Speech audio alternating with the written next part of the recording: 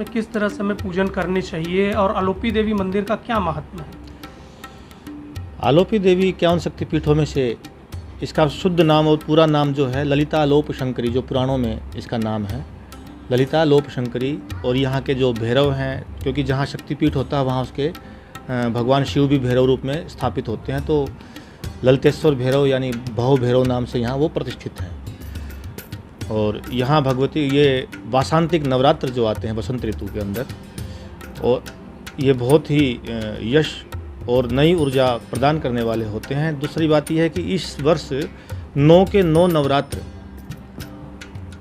हमको प्राप्त हो रहे हैं सभी को, और ये बहुत आजकल बहुत कम ऐसा देखने को मिलता है। कभी 8 होते हैं, कभी 7 होते हैं, तो अब की बार पूरे के पूरे नवरात्र अपने को मिल रहे हैं सबको। और ये सभी, रही बात आलोपी देवी माता की, तो यहाँ भगवती की जो उंगलियाँ हैं, करांगुलियाँ हैं, वो हुई थी संगम से 1 कोस भर की दूरी पर और अक्षयवट से वायव्य कोण में,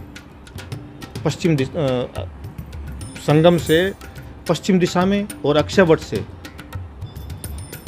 वायव्य कोण में, यहाँ भगवती 1 कोस भर की दूरी पर भगवती की जो है उंगलियाँ गिरी थी। यह अपने देवी भागवत में भी आता है, पुराणों में आता है। तो ये वही स्थान है जो भगवती का शक्ति स्थल कहा जाता है। 51 शक्तिपीठ हैं, तो उनमें से एक पीठ ये भी है।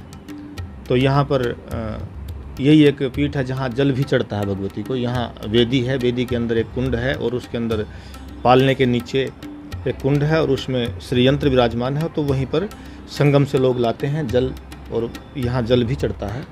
और नारियल वगैरह से, षोडोपचार से श्री विद्या की यहाँ उपासना होती है और देश विदेश से साधक आते हैं और अपनी अपनी मनोकामना के हिसाब से साधना और जप तप करते हैं और फिर उससे अपना जीवन धन्य करते हैं।